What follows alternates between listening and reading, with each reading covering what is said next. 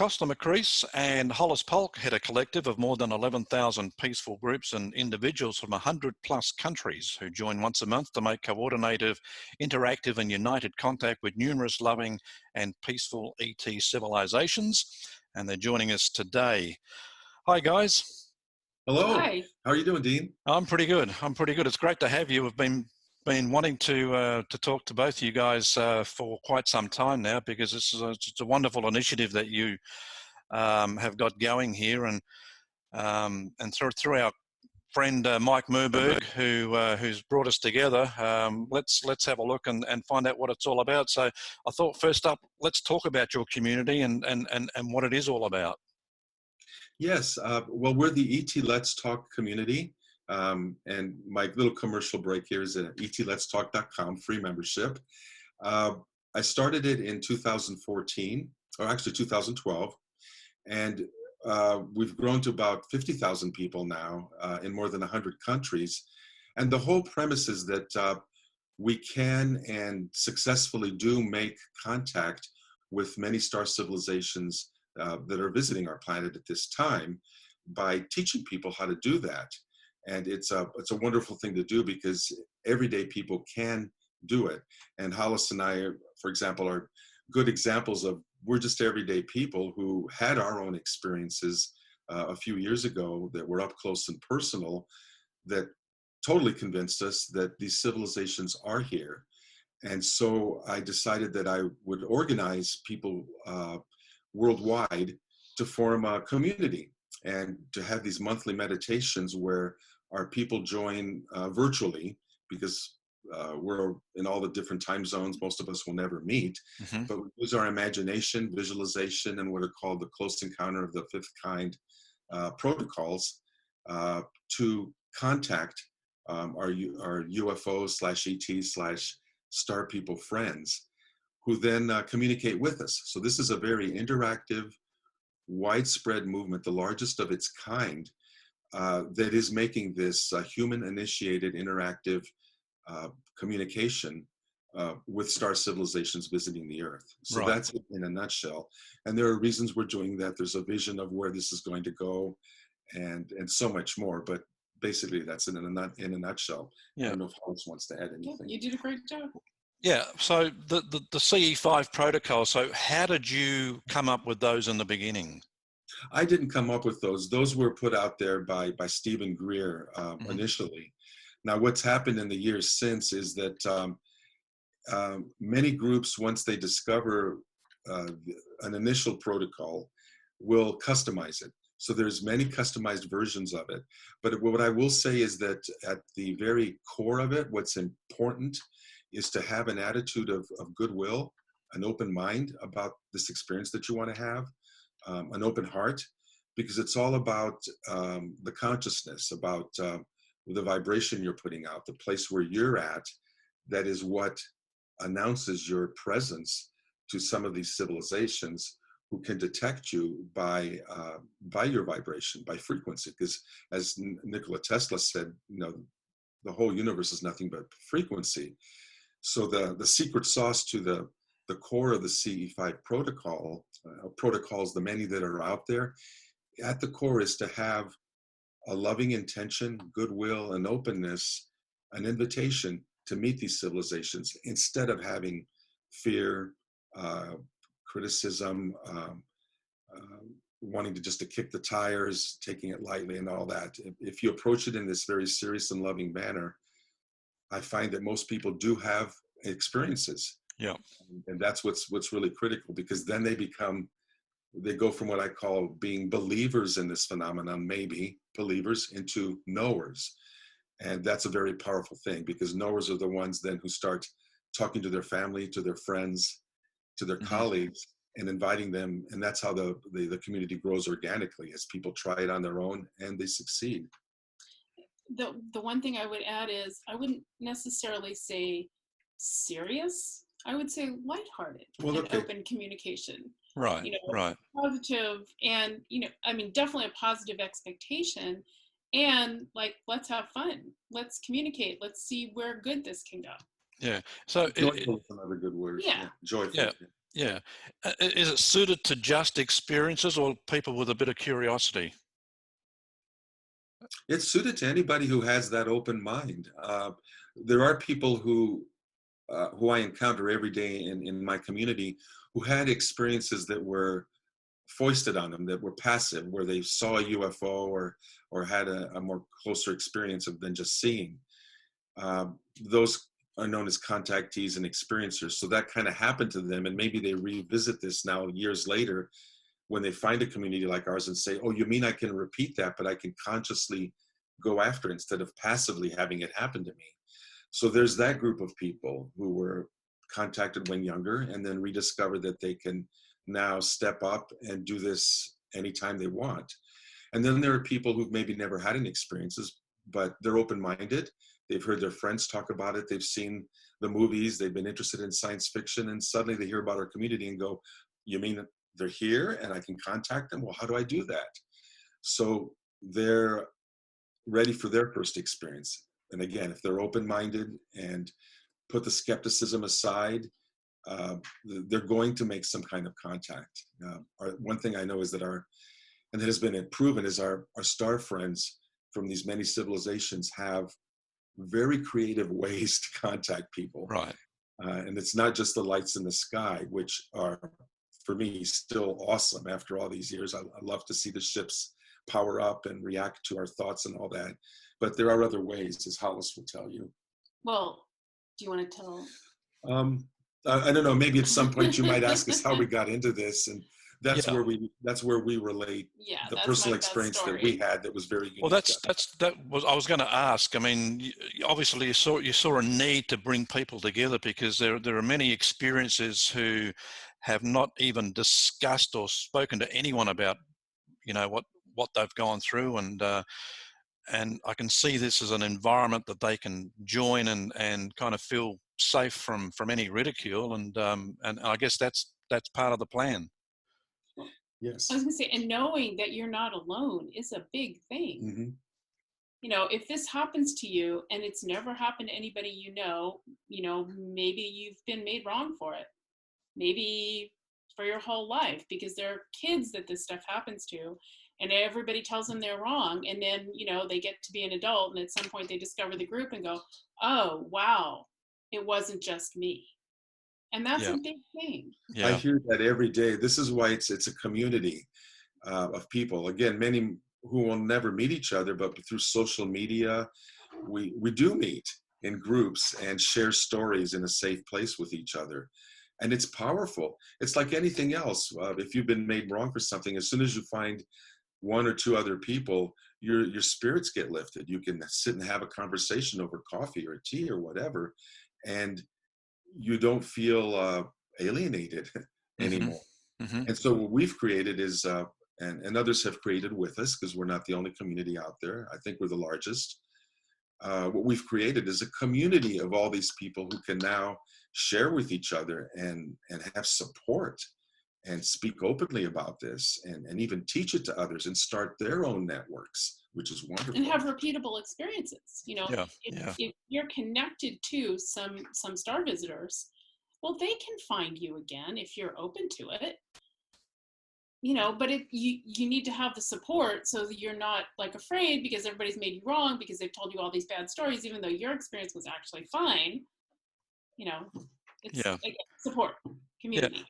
I've often wondered, thinking back to my school days, and there was always kids that kind of felt or seemed alienated from particular groups and would kind of almost be a loner. And I think back and I really feel sympathy for them. And I used to think back and think, maybe things weren't good at home, but now that I've come to understand the nature of this topic, and a lot of experiences that have episodes as kids and can't talk about them, I wonder if some of those kids may have been going through experiences and just couldn't talk about them.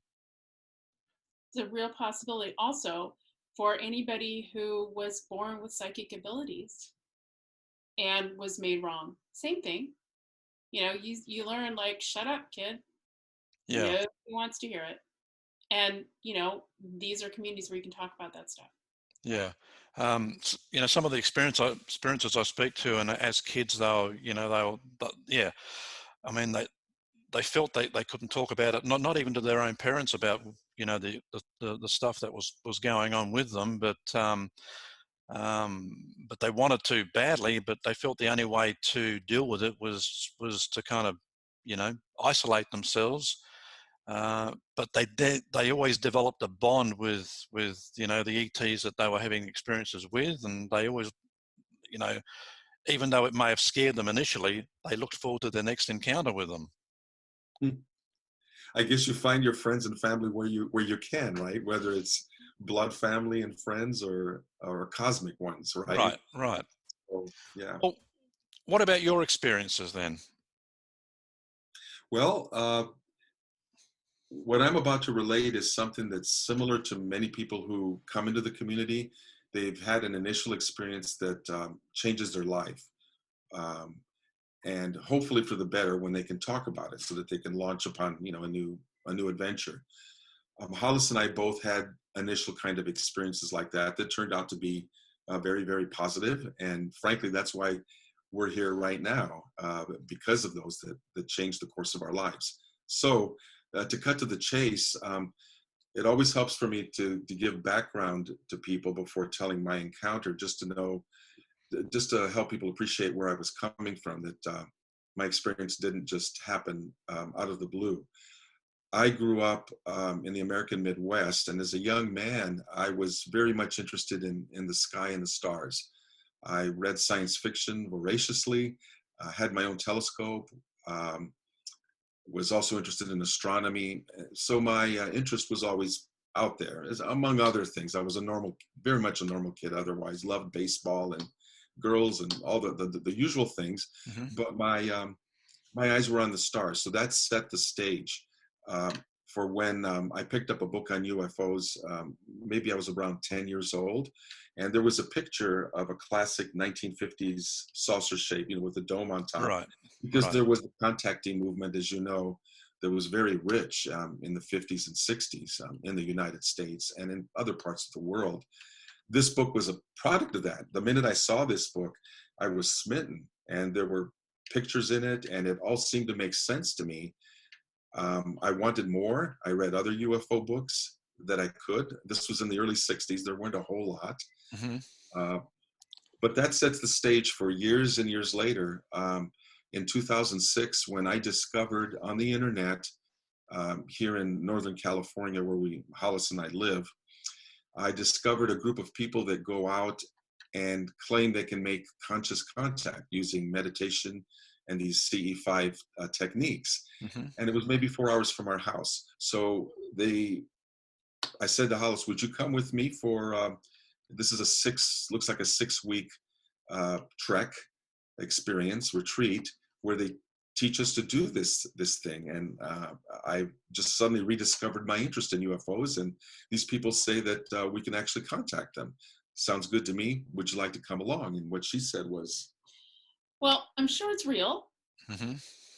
but no, I've got a business to run. Go, have fun. I support you, but no. so I went off by myself to have fun. And I have to admit, I went with a sense of a little bit of trepidation, because I grew up with the Hollywood movies that are still being churned out about evil aliens doing this and that and the other thing. And so part of me had a little bit of fear, but the other part was excited like a 5th grader, like, oh boy, I get to try something new. I wonder what's going to happen. So it was with that mix. During that week, we had a lot of experiences. And I would call Hollis every morning back home here and relate to her what the group had experienced the night before. We were seeing the lights in the sky zigzagging around, stationary at times, flashing forth. People would shine their beams up there in the sky, and they would respond. Mm-hmm. We would see lighted orbs in the trees floating in, and other things. So I had a lot to talk to Hollis about every morning, like, listen to what happened the night before. This is amazing. Along about the 4th morning, as I was just getting ready on my phone call to tell her about the previous nights, she stopped me and said, Oh, no, I have a story for you. And I thought, Wow. what could be, she's back home in the Bay Area. What could be cooler than what we saw last night out in the sky? But okay. Okay. So before I say what happened, I should, talk about my background a little bit too. I'm a geek, and I grew up like fascinated with the space program. It's like a 5-year-old having the transistor radio to my ear as John Glenn goes up, that. And I mean, I had scrapbooks of this stuff. I was really into it. But I mean, that's actually why I became an engineer, but that's a whole other story. When I was about 10, my dad gave me Chariots of the Gods, which made perfect sense to me. And I should say, I was not into science fiction, like not remotely. Never watched Star Trek, nothing, right? I read Dune. Dad gave me Dunes. I read Dune. That was good. But other than that, like nothing. I fell asleep during Star Wars. Wow. The first Star Wars, and I never went back. So really not into it. Okay. So Kosta's up, at this retreat. Mount Shasta, Northern California. And, I'm reading it before I go to bed. I'm sitting in bed, I'm reading, and so it's time to go to bed. So I close up the book, put it on the nightstand, turn out the nightlight. And as I turn around to like scooch down into bed to go to sleep, I should say my night vision is very, very good.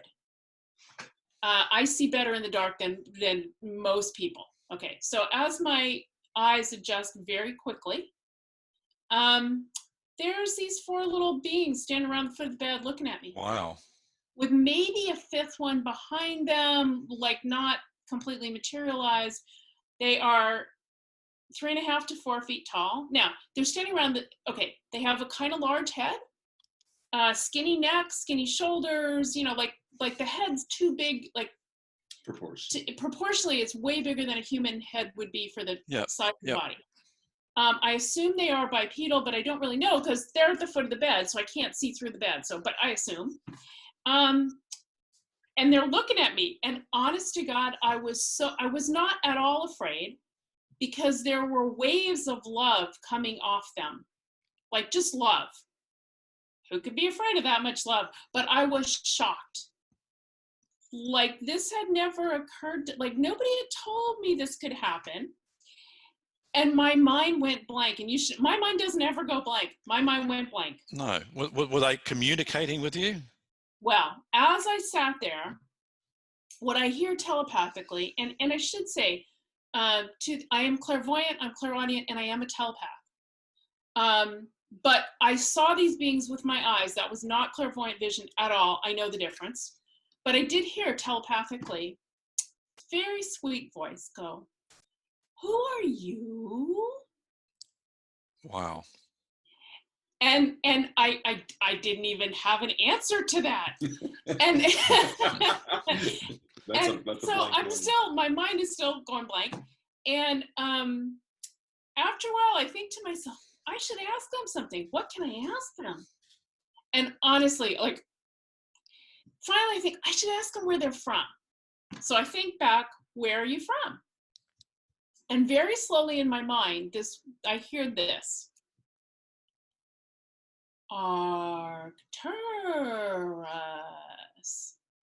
Now, again, not interested in astronomy, nothing. So the next morning when I relate the story to Kosta, what I say is that a place? And the thing is, now I will say, it is very possible that somewhere over the years I had heard the word, but I had no conscious memory of that. So I asked him, is that a place? Yeah, and I said, yeah, it's a super red giant star in a constellation, and I know I'm mispronouncing this, Butes, but yeah, Arcturus is a thing. It's a star. Books have been written about it, Arcturus, Arcturians, et cetera, et cetera. So yeah, it's a place, and you didn't know that. Right, and I totally didn't know that. And what happened then after? Well, okay, so when we stared at each other some more, and after a while, they just kind of vanished. They like faded away, like dematerialized, which today kind of makes me wonder if they were holograms. Like, but I don't, like Mm-hmm. I don't know. There was one other thing. Many years later. So I told the story at somebody else's gathering many years later. And Clifford Stone, who you may have heard of, whose Mm-hmm. job in the US military was to go to crash retrievals and Mm-hmm. deal with the beings and whatever, because he was telepathic with them. So I do this, and he was in the audience.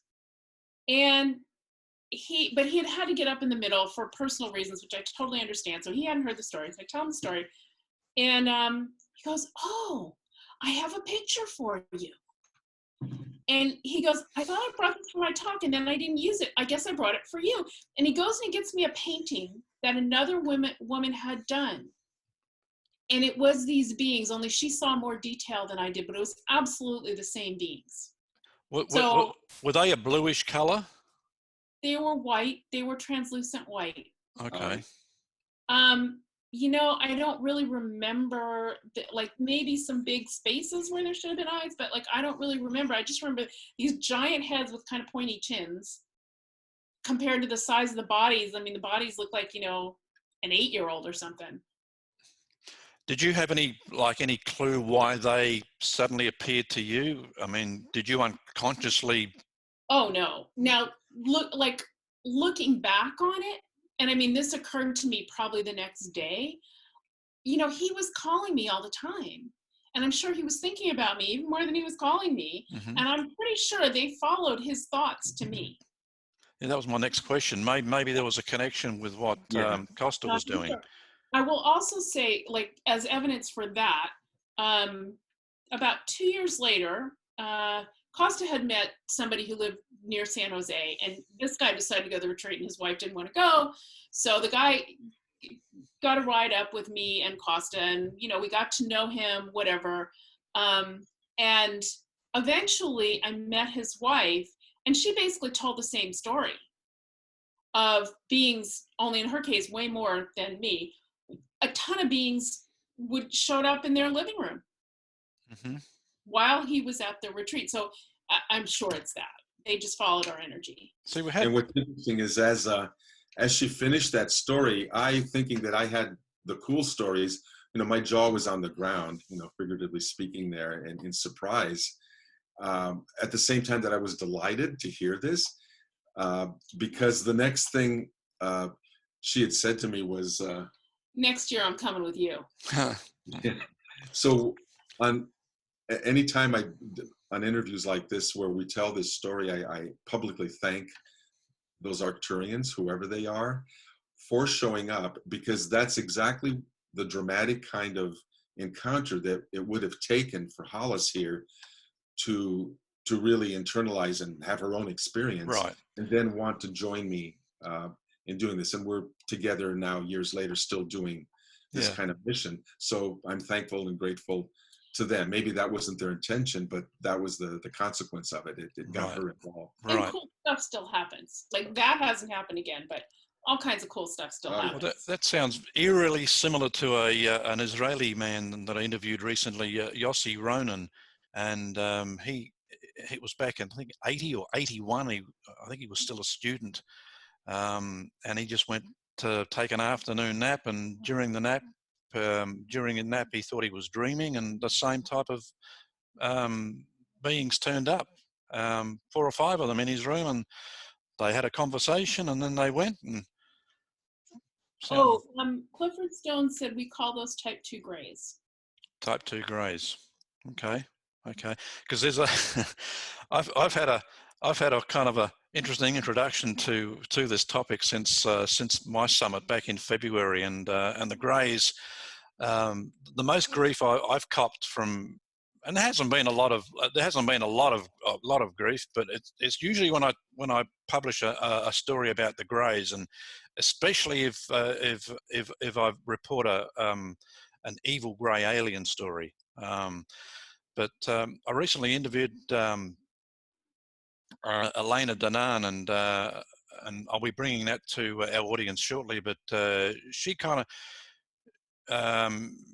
she's had a lot of experience with the greys, and she's, yes, there are a lot of malevolent type of greys, but there are also benevolent types. So I'll tell people more about that soon. But so Kosta, did you end up meeting any ETs personally yourself that weekend, or that during your trip? Well, yes, I did. Not in the being to being sense that Hollis had at close range, but yeah, well, still close range. But an additional experience I had during that week was one night after we had finished our evening of contact. There was a group of 40. Most people left the site where we were, which was at the foot of Mount Shasta. And we had had a good night, but most people left, got in their cars, went back to their hotel rooms for the evening. And it was, I want to say, midnight or so. But about 10 of us still hung around at the site, and we're just talking about what we had witnessed, just casually talking before we took off. Someone tugged at my sleeve and pointed over off to my right, not, I would say, 6 feet away at an area near the ground, and said, "Look at that." And I looked, and I had to rub my eyes and make sure that it wasn't shadows or foliage or something that was naturally explainable. It wasn't, because what I saw was a sphere that I now realize was probably maybe 3 or 4 feet in diameter, a sphere. It was just dissolving, or not dissolving, but I don't know, what's the opposite of dissolving? Materializing, thank you. Yeah, materializing out of thin air, like in a slow motion kind of Hollywood effects kind of way, near the ground, floating above the ground. And it was opaque and gray. I couldn't see into it, but it was round. It was a sphere. And I was gobsmacked because all of us were sitting here looking at it as it materialized. I can't say that it was physical, like I could knock on it and I would hear a sound or something, but it was definitely, it was there. And I did want to go over for a brief second. I had the thought, let me go over and touch it and see what happens. And then the other part of me said, no, you idiot. You don't know what kind of energy you're dealing with. Just play it cool and see what happens. Long story short, for the next half hour, we all watched it there, floating noiselessly without any other environmental impact above the ground. One of the people from the other side of the group spoke up and said, I just got a telepathic message from the beings inside of that. And they tell me that they're scientists from another place. They didn't say where, but they're here to study human energy systems. They're doing research. And I thought to myself, well, great, we're somebody's like PhD thesis, right? We're the undergrads and all that. Nonetheless, this is a great experience. So that's the message they got. And I was real close to this, like I said. The woman next to me had become a friend, and she's a very psychic lady. She's a friend of ours. But we had met during that week, and we're standing next to each other talking. I suddenly noticed that she was quiet and was standing very vertical, still like this with her arms out. I don't know if the camera will show this, straight out like this at right angles, and not moving for half an hour, you know. And I knew something was going on with her, and I didn't want to interrupt it, but I stood like shoulder to shoulder next to her, just in case she showed any signs of distress. I would be right there. At the end of that half hour, she did show some signs. She got kind of wobbly and all that. And I steadied her on her shoulders and asked her, you know, hi, do you know your name? Do you know where you are? Whatever. And she stammered, but she said, you know, I'm okay. I'm just coming back. I asked her what had happened. And here's the story.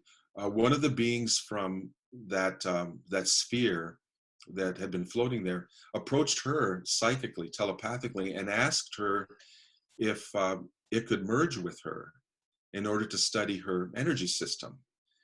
And to her credit, unlike many of us who would probably run away with our hair on fire when something comes in and says, may I merge with you?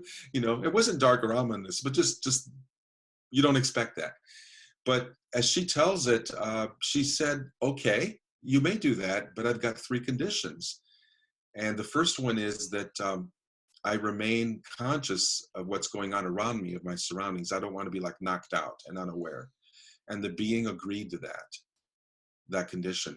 The second condition was, you leave when I tell you to leave, like unmerge when I'm done, you go. The being agreed to that.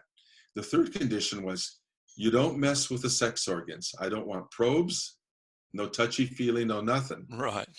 You know, and the being agreed to that. So imagine the presence of mind. Really? Like most people would like, what? She was negotiating with him and having him sign a little verbal contract here.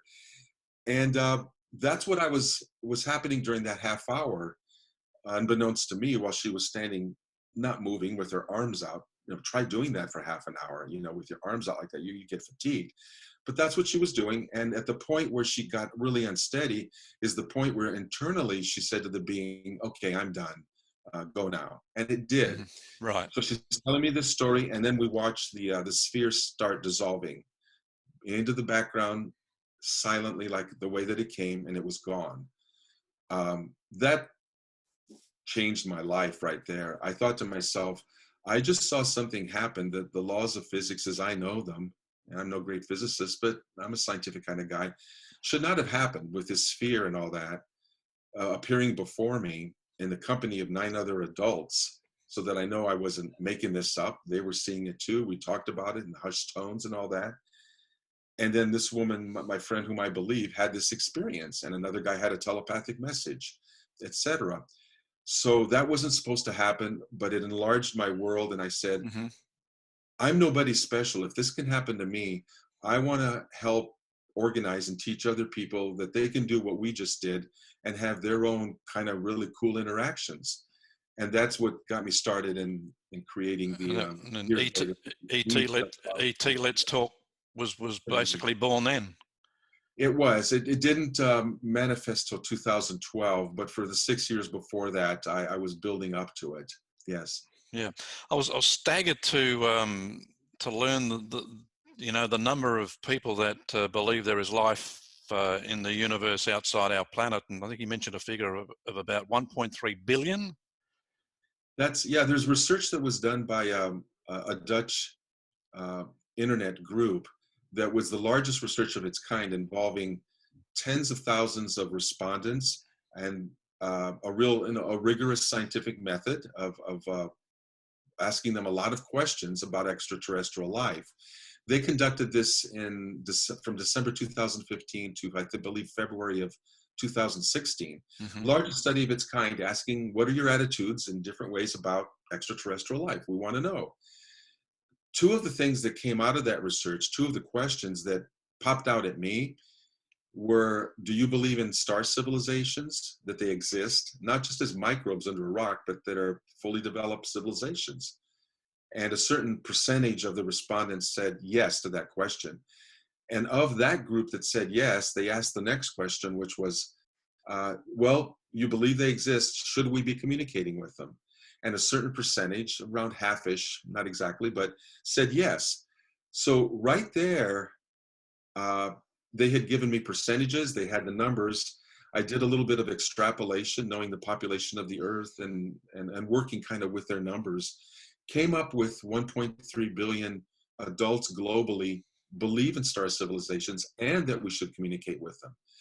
That's gobsmacking. That's a sizable chunk of humanity that is ready for contact, for the People's Disclosure Movement, which is what we're all about, in doing the disclosure ourselves instead of waiting for authorities to do. And those are the people that are coming to ET Let's Talk and learning how to make their own contact and helping this movement really grow. But yeah, that's a staggering number. Well, what about half of them are wondering where their next meal's coming from, because half the world is starving. But in theory, they're with us. Yeah. Well, what about the number of experiences? I mean, I used to think, like most people, that people who talked about their experiences were pretty much in the extreme minority. But Kathleen Martin kind of threw some numbers at me, and I nearly fell off my chair. But I mean, we're talking millions upon millions of people that have actually had contact experiences, aren't we? Yeah, we are. People like Hollis, for example, who never gave kind of a second thought to that, and yet something happened to her up close and personal, which she couldn't deny. because she's a rational, grounded human being, wasn't drinking on drugs or anything. It Yeah, was, no. Hmm. it was very organic and real. And I saw them with my physical eyes. Yeah. And you Yeah. heard them. Yeah, I heard them telepathically, but I'm used to that for me. Like, not everybody will accept that kind of thing, but I mean, I know I do that. But what I'm saying is, if I had only had the telepathic contact, I might have discounted it. But I saw them with my physical eyes. There's no denying that. Yeah. Yeah. That's amazing. Um, why do you think? Why do you think they show up like that? I mean, is there any feedback from the groups in your community that is there any questions that they ask about why are you visiting us? Everybody's got a different story, and some of them wonder why me, and others have ongoing communication with them. They form friendships, relationships, and some of them get healings, some of them get teachings. So it's kind of all over the map. Uh, uh, and I think you can get whatever it is you ask for, whatever you're ready for. If you're afraid of a close communication, well, then you've put up a block, and that may not happen, and the experience will only go so far. Maybe you'll see a light in the sky, but maybe that's all it'll ever be because you're not ready for something closer. So there's a wide range of people's perceptive abilities, their readiness for this, and the relationships they form. And that's wonderful. It's like, even with humans, you're not best buddies with everybody you meet. Some Mhm. people you hit it off with, some people you're ready to have in your life, other people you don't want, or you're not ready, whatever. This is no different. This is about forming cosmic relationships now.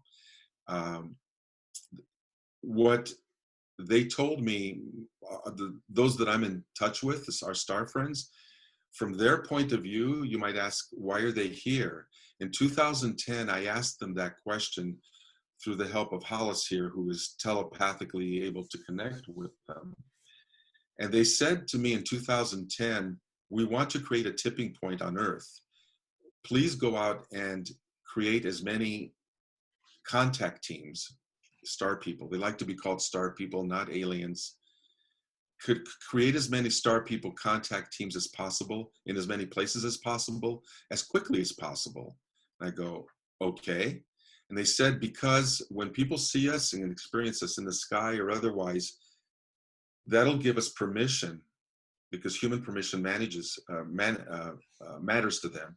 Mhm. It'll give us permission, as more people see us, to appear in more places where even more people will see us, giving us permission to appear in more places. And I go, okay, I can see where this is going, kind of, but what's the end game? Why create all these teams? And they said, someday enough people will have seen us all over the world that a tipping point will be created where, moving forward, not about the past, but moving forward from that tipping point, no one, no government, no institution of authority of any kind will be able to cover up our presence any longer. They've done it in the past for decades, but when enough people have seen and experienced, cat's out of the bag, or the ET's out of the spaceship or something, or the star person is. Right. That's me saying that, not them. So and I said, okay, that's what a people's disclosure is. And that's one message I want to get out as I talk to audiences like yours, Dean, is that stop waiting for the authorities to make that announcement, whether it's a president, a premier, a prime minister, an autocrat, whatever, telling you what you already know. If you Mhm. made the kind of contact we and thousands of us have made, you already know they're here. What are you waiting for that? That they're going to show up and they're going to make that announcement and say, hey, folks, we've been lying, making you wrong, institutionalizing you, destroying your careers, breaking apart your families for 70 years. Sorry about that, but Yeah. you were right all along. They have been here. Sorry about that. Forgive us. They're not going to do that. They may leak certain things, and there's talk about, close, slow disclosure and all that. And that's baloney for me. Yeah. We've already had a people's disclosure. My star friends did say that in 2019, we reached the tipping point that I've been talking about. Too many people have seen this movement is now too big and has too much momentum to be stopped by anything. Because our destiny is cosmic humanity. Our destiny is to really open up and bring their presence on Earth to work with us when the timing is right and the situations are right. So the people's disclosure has happened. And I tell people, take your power back from the authorities. Stop being on your bended knee, praying, waiting for them to give you that word. Take back your power and say, I've gone from being a believer into being a knower now. And, you're in the past. I'm part of the future now. Right. So anyway. Yeah. Well, it's and I'm glad you said that, because I've published a few articles now about the CE5 community being the key to ultimate disclosure, and that's where I get pushback from the mainline UFO community. And I'm just kind of wondering, is that something you experience as well? I mean, is there, not trying, I mean, I don't think jealousy is the right word, but there just seems to be some reason why CE5 and mainline haven't clicked together yet, when they perhaps should, because we're all basically working for the same goal.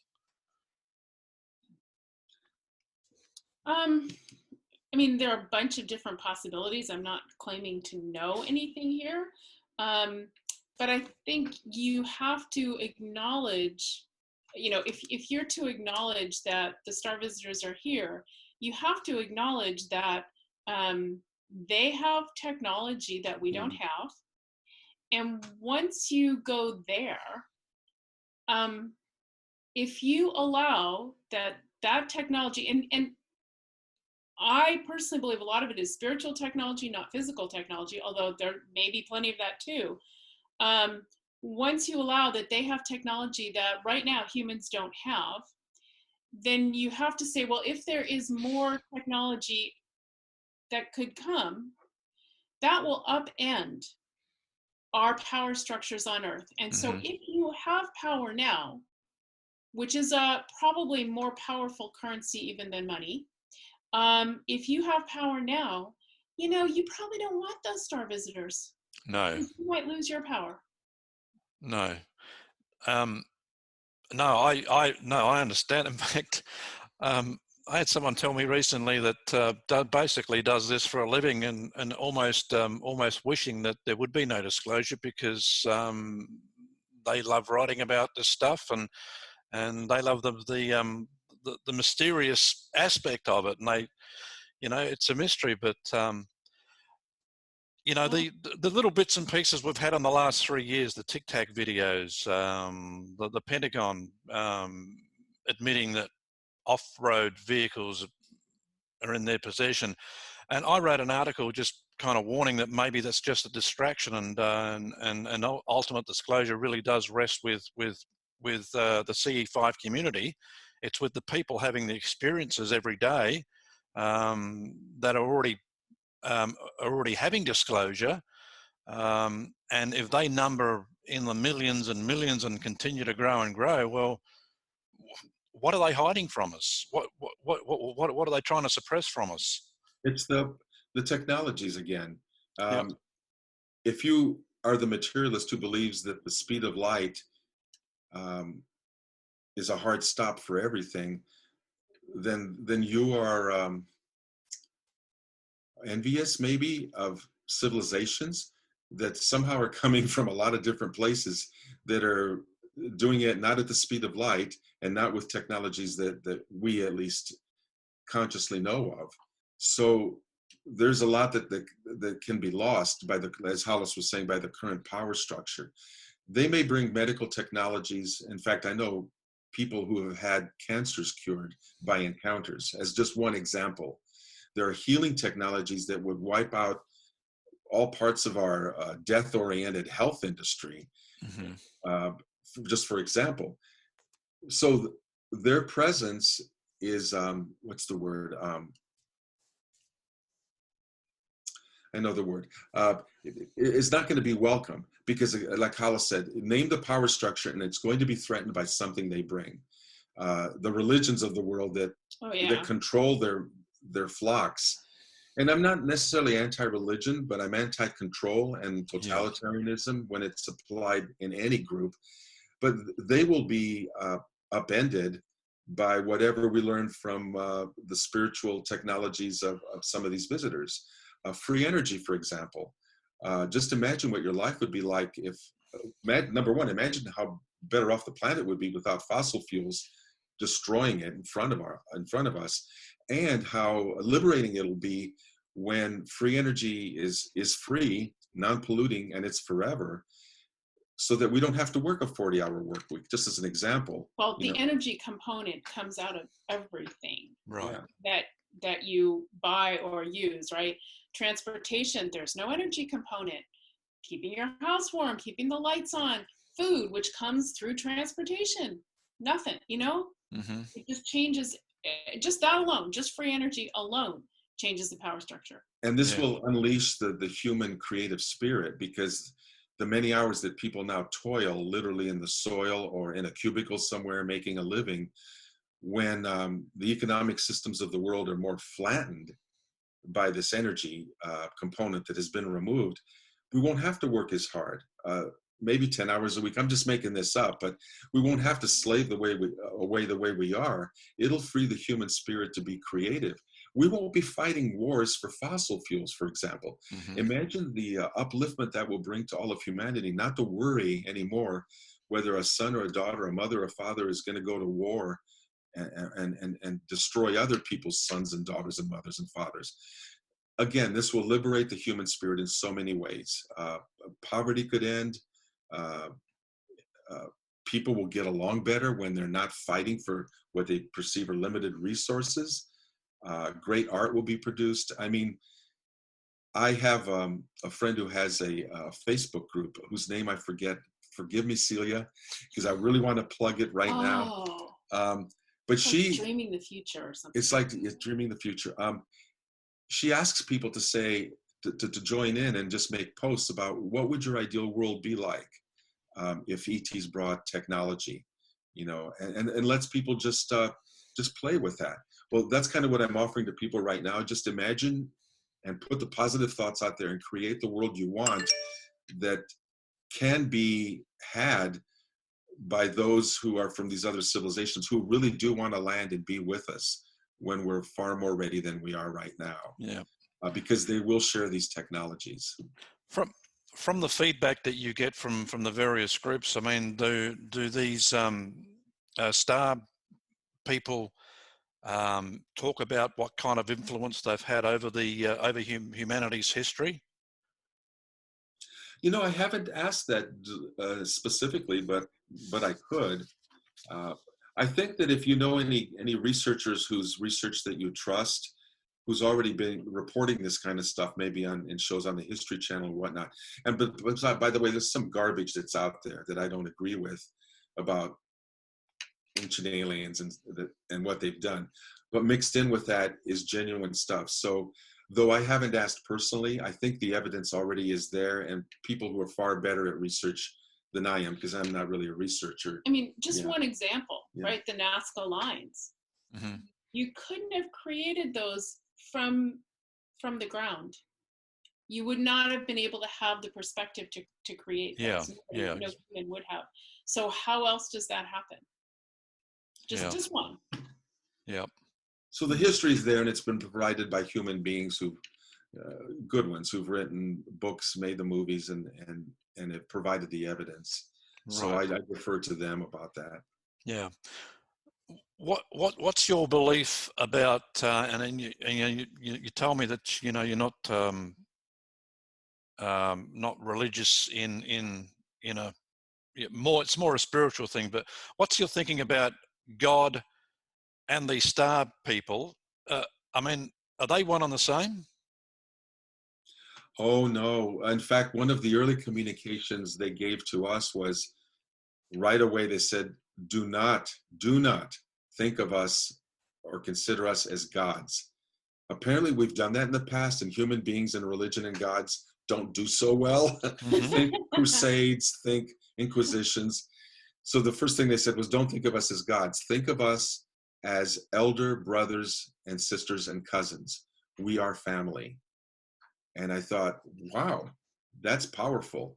Who wouldn't want some cousin you kind of didn't know exist and found out they exist in some faraway country, suddenly announcing themselves and saying, hey, I've got some cool things for you to look at and had some neat experiences, and let's get together.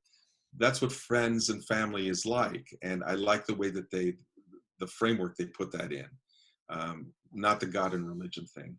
Right. It sounds to me like they're very, very gently, ever so gently, trying to nudge us in the right direction to kind of move on from where we are. Yeah. That's what it seems like to me too. Yeah.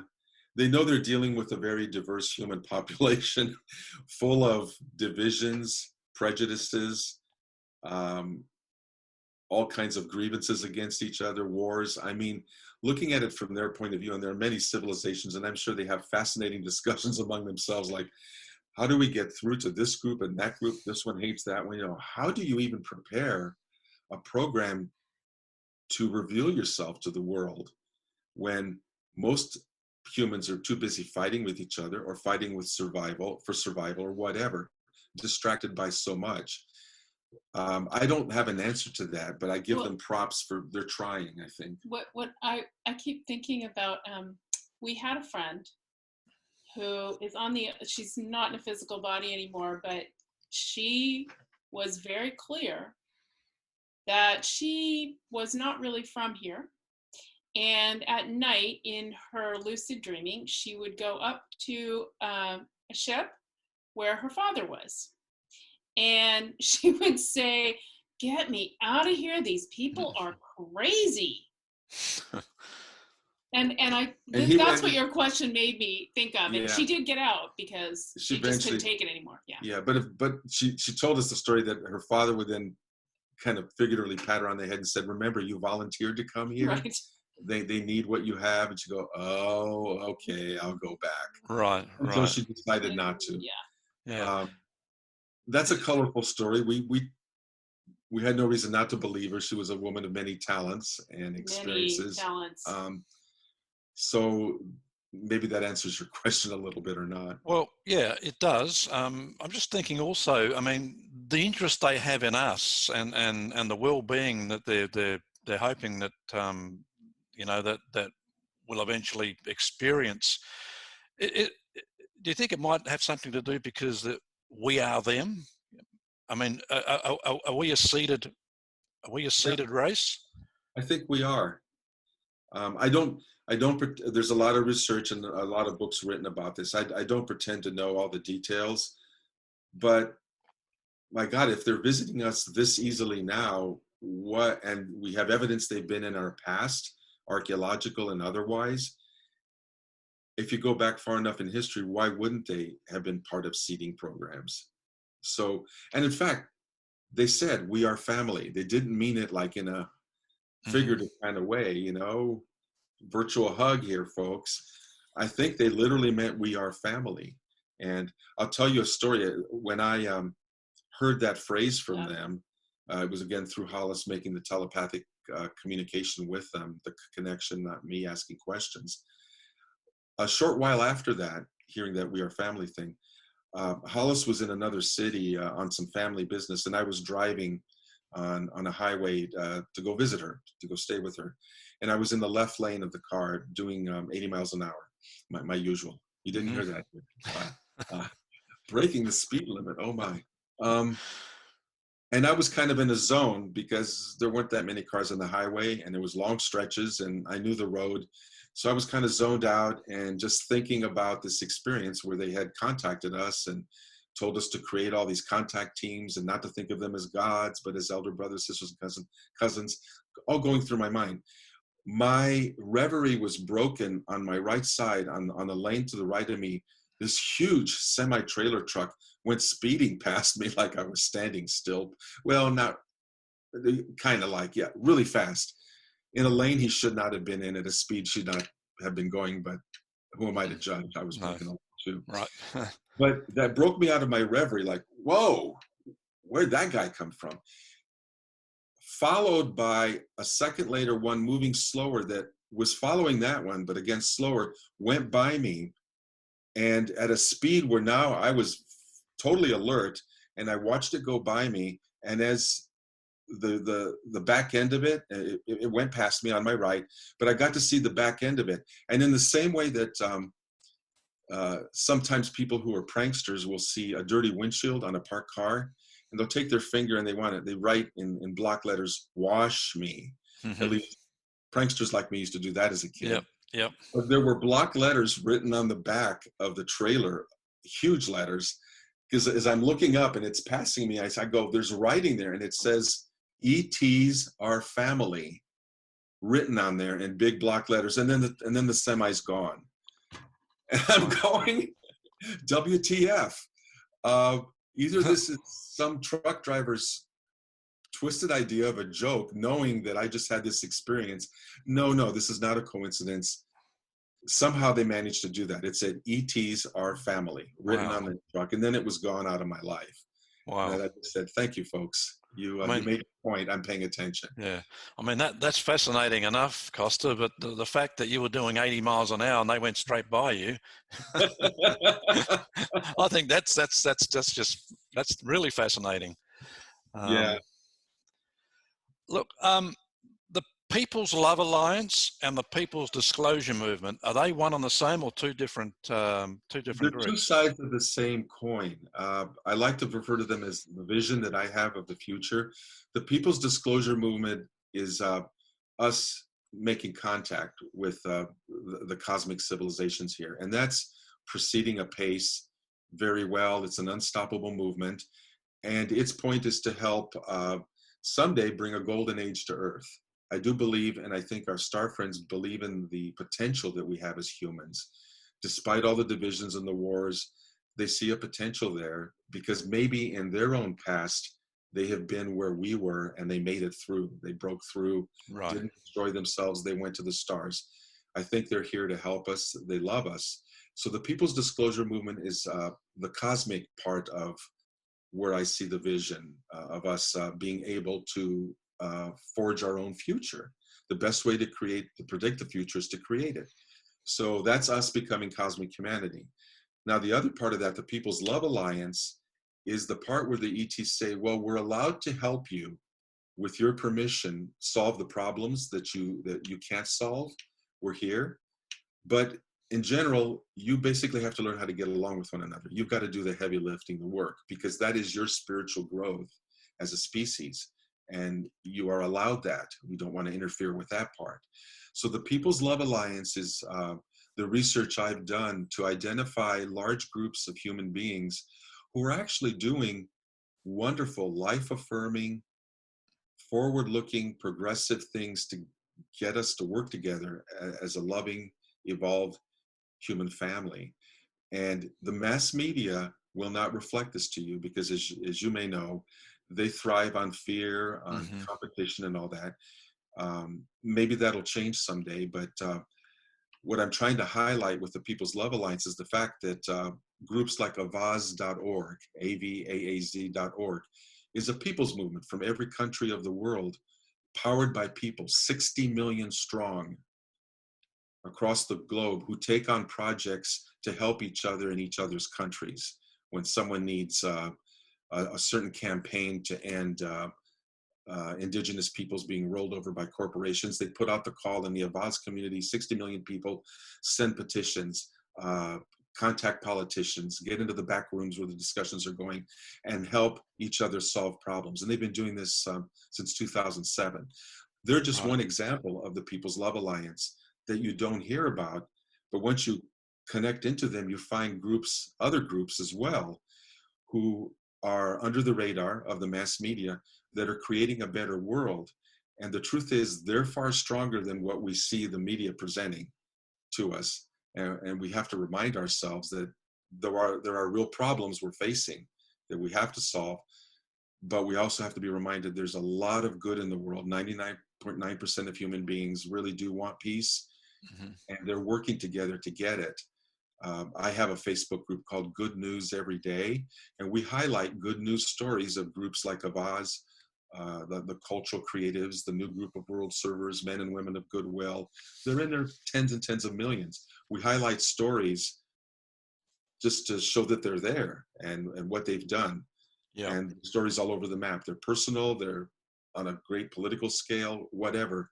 They're good news, just to make you have good fuel in the morning when you get up, before the news from mass media tries to bring you down and depress you. So that's the People's Love Alliance. It's active, and it's the other part of the vision I have. And there's evidence out there for it. There's a And lot of people. and the People's Disclosure Movement is basically what what we've been talking about. Yeah, it is. We achieved that disclosure, like I said, in 2019. We achieved that tipping point, but now there's 1.2 billion people Right. or something that are waiting to hear, are open-minded to hear what we have to offer. And I don't know about you, but that's exciting. This is the most exciting and dangerous period in all of human history. And those of us, Hollis and me, our friends, you, who have our eyes on the stars and know that there's more than just what's on Yeah. earth and Yep.